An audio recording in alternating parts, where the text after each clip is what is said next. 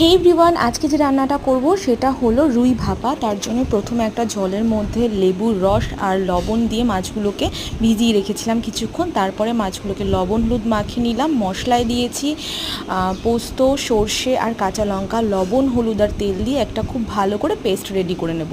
এবার পেঁয়াজগুলোকে ভেজে বেরেস্তা করে নিচ্ছি। এবার একটা পাত্রের মধ্যে টক দই আর যে মশলাটা বেটে রেখেছিলাম সেটা অ্যাড করে দিলাম আর দিয়ে দিলাম বেরেস্তা। এবার মাছগুলোকে দিয়ে বেশ ভালো করে হাত দিয়ে সুন্দর করে মাখিয়ে নেব।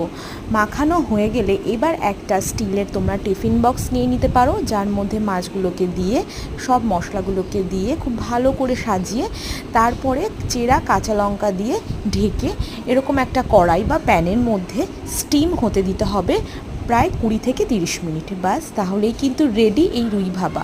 দারুণ টেস্টি খেতে হয়, আর অবশ্যই তোমরা বাড়িতে রান্না করে জানিও আমাকে কেমন হয়েছে।